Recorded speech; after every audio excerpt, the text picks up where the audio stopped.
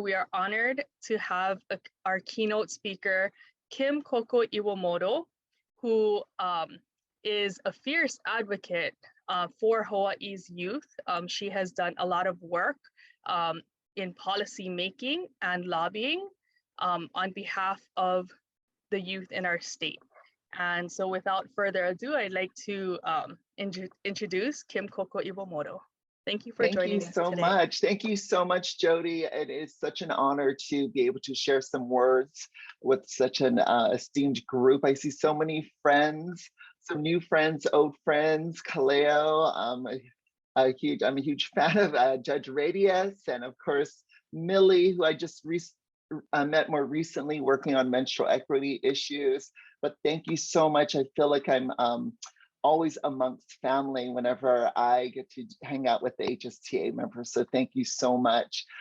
When Jody first invited me to share a few words, I thought of the speech I gave in 2009 at the March for Equality in Washington, DC.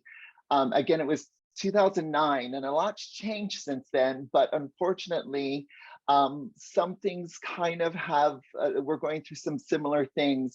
If you could remember back then in 2009, we're dealing with the recession of the housing crisis.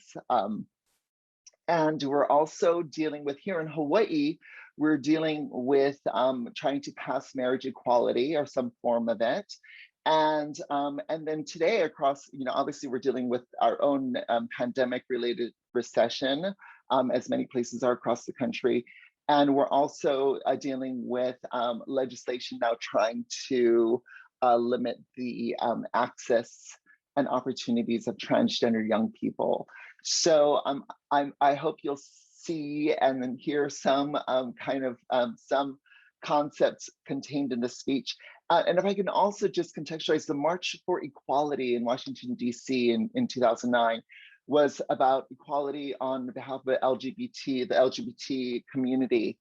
So it was broader than what my speech was about. I felt like I had a feeling there wouldn't be this perspective represented on the green. It was actually outdoors. And actually, Lady Gaga was like right behind me. She was speaking right after me. So I was super nervous, but it was on C-SPAN. And as I was giving the speech, like Lila Berg was texting me and like other people were texting me and my phone was in my pocket going off and that was distracting. But here goes, if you don't mind. So again, this is from October 11th, 2009. Again, it's the ongoing discussion about nature versus nurture has been misdirected. The focus should be on bigotry. The inquiry should be whether bigotry is the result of nature or nurture. Are children born bigots, or is bigotry something that is taught? What are lawmakers teaching our children when they enact or uphold discriminatory laws? Laws of separation and exclusion provide our children with the textbooks of hate and lesson plans of prejudice. Although it may be of little consolation, school boards across the country are adopting more comprehensive anti-discrimination policies. In Hawaii, for instance, my colleagues and I recently expanded our state policy to prohibit discrimination and harassment on the following bases: race, religion, sexual orientation, color, national origin, sex, gender identity and expression, socioeconomic status, physical or mental disability, and physical appearance and characteristics. Students hear these promises of equal access in schools, yet they observe lawmakers failing to uphold these same principles. Since actions speak louder than words, the message becomes do as we say, not as we do. Through government action and inaction, our laws and lawmakers are modeling for our children just how to bully, harass, and discriminate. By example, our children are learning how to criminalize the homeless or those who may need mental health services. By example, our children are learning how to silence immigrant families and how to scream when they see someone who looks Arab or Muslim. By example, our children are learning how to deny equality to gay, lesbian, bisexual, and transgender individuals and families. Perhaps the most tragic lesson of all is that some of our children are learning how to hate themselves. In the face of this government-sanctioned bigotry, let us not forget the everyday heroes. I am talking about teachers. Everyday teachers equip our children with the skill sets needed to become critical thinkers. Everyday teachers fortify our youth to be able to challenge hypocrisy and remedy injustice.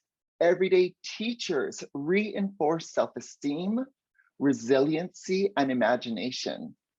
Teachers, compassionate, fair, and effective teachers empower our children to critically examine the irrational and fear-based underpinnings of bigotry. In a democracy such as ours, real social change requires a critical mass of critical thinkers. So as cities, counties, and states across the country face budget shortfalls, please support your local public schools and support the many amazing teachers who instill truth, reason, and courage in our children. Truth, reason, and courage are the antidote to bigotry. So let's support our teachers as they prepare our children, all the children across the United States, for a society that truly delivers on the promise of liberty and justice for all. So that was my little speech they allowed me to share, even though they literally were trying to get the hook and pull me off stage because apparently I thought I had more time and they only wanted me to say hello and my name. But if you're gonna stand and like filibuster for something, I think this is a good topic and a good perspective to kind of, that the intersectional work that the HSCA Human and Civil Rights Committee is I think that's your whole purpose, is to work intersectionally and to see yourselves within a community that that is multifaceted, diverse, and have a shared kind of vision of what we can do together. So thank you so much for this opportunity. I did want to share also a few words about some of the topics that you'll be breaking out and to discuss. But I was imagining, just a reminder, and it's kind of interesting to hear this, or when people think about this, but the Stonewall riots, the whole liberation in the United States on gay, lesbian, trans, kind of the formal movement began or ignited or catalyzed in a way during the Stonewall riots. And as you may know, Stonewall was a bar. The riots happened at the evening after the funeral service for I just blanked out. I know somebody can throw it out there. Who is Judy Garland? So, but here's the thing, right? After years and years of being harassed by the police, finally, the decades of being harassed by the police, finally, these queens just couldn't take it anymore. And they didn't sit silently and hold signs. They actually fought back. It was not a peaceful protest, it was a physical riot. It was the Stonewall riots. And that's really important because sometimes and I'm not encouraging that, I'm just saying sometimes that's what happens. That's what needs to happen when groups are so physically oppressed. Somebody made a reference, one of our elders, our ally elders, made a reference to young LGBT people, how they might not know what it feels like to experience that kind of oppression today because of all the work that the other people have done before them to allow them to be a little bit more free as LGBT people. And it was really interesting to me. And I thought, well, gee, that's true unless you happen to be LGBT and Micronesian in Hawaii, and I'm like, wow, because and how free can you feel if your Micronesianness is constantly being, harassed and questioned by the people who are supposed to protect and serve. yeah, so that's something that I kind of realized that we're not all free.